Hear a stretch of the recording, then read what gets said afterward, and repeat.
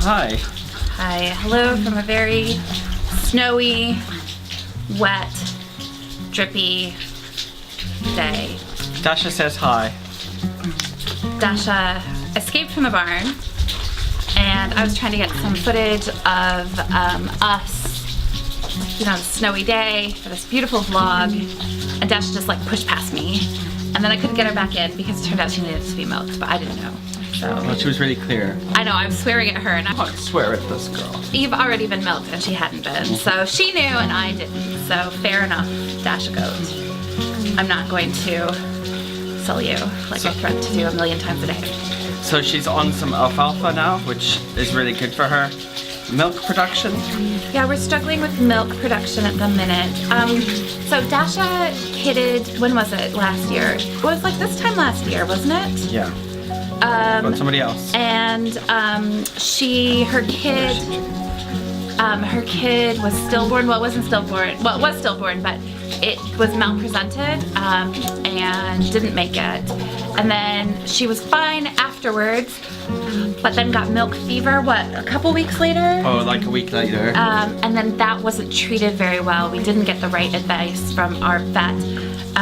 One of the major problems that we have is that goats are not kept in Scotland very often, and so a lot of people don't know what to do with them. A lot of vets don't know what to do with them. It also means we have a hard time getting new stock. It's hard to get medicine as well. It's hard to get medicine. And there's a lot of things that they won't sell if they think it's for goats. Right, so it's not, things aren't licensed to sell for goats, so you can't tell them that you have goats so that you can get it. So yeah, so the vet didn't treat what she had properly, and her milk production went down. Now fortunately she was saved, and it was fine. We were able to find a solution. We have milk. And we have milk.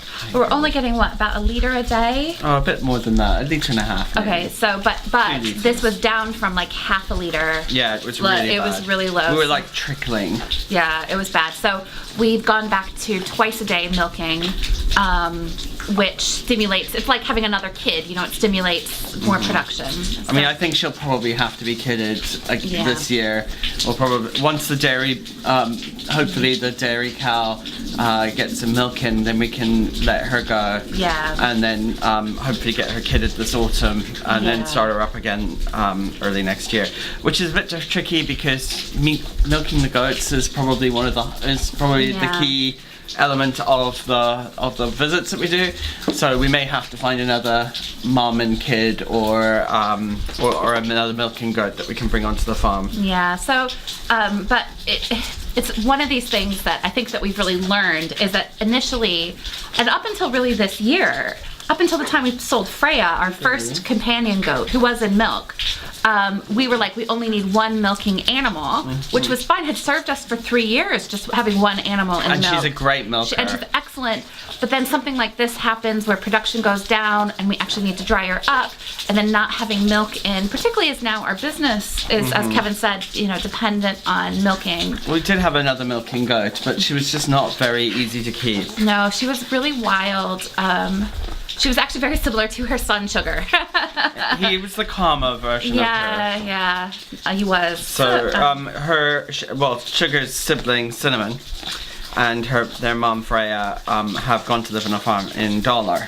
Yeah. Where they can roam free and wild. Yeah, because they were quite wild, but it meant we gave up our second milker, and then now we're at a point where we don't have enough milk, and yeah, so hopefully, as Kevin said, that when the dairy cow comes into production, we can get Dasha bred, and then hopefully we'll have 2 animals, you know, alternating.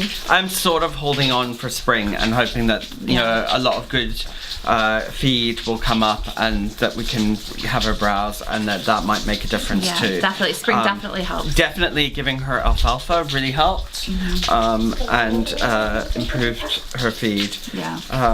But it's just keeping on track of it and making sure she gets enough, because she really prefers to eat cow food, calf mix, goat mix, and sheep mix, and other things. Yeah, she's not much of a hay eater.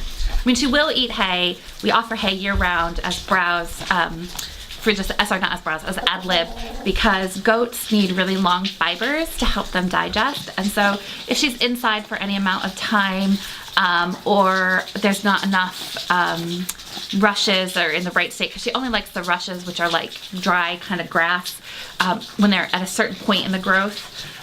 So the hay helps add to that. So yeah, so milking, and then the rest of the chores were done by Yarley, our woofer. So I think we're gonna have a quiet day today. Yeah, we need to release some chickens. Oh yeah, chickens still need to go out. I have lit a fire, so I'm looking forward to warming my toes by that in a few minutes. Made some bread.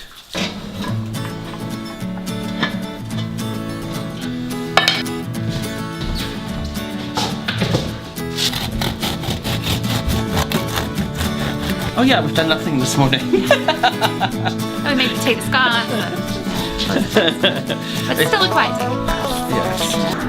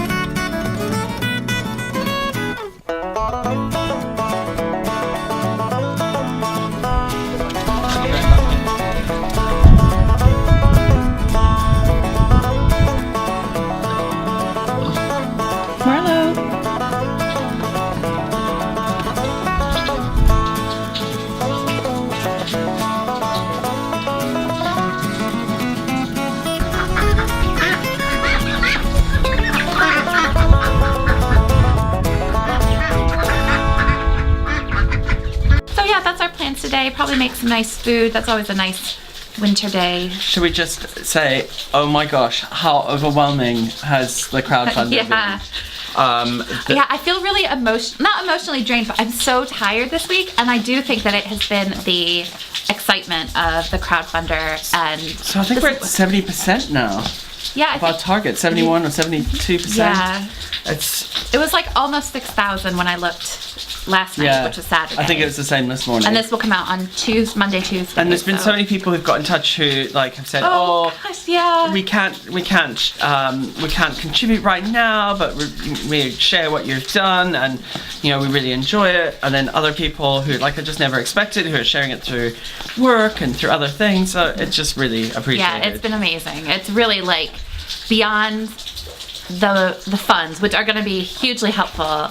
Just the sort of outpouring of love has been incredible. We feel very, held up by the community, and it's really given me, at least, a renewed enthusiasm, because I was really struggling a few weeks ago with the broken arm. Yeah. So, well, no, not just the broken arm, but after I broke my arm. So when my arm was broken and healing, I couldn't do anything. So it was frustrating. But then once I could start doing things, I found I really struggled because I didn't have my normal enthusiasm. I'm a very driven person. I'm really active. I don't like to sit around, but I could not get myself motivated, which was really hard for me. But this has just been, amazing. Yeah, it's really amazing. Really amazing. Yeah, so I think that's tons. I was only going to be a minute to give people an update on our snowy day. And we'll just have a long update. Yeah, a long update. That's good.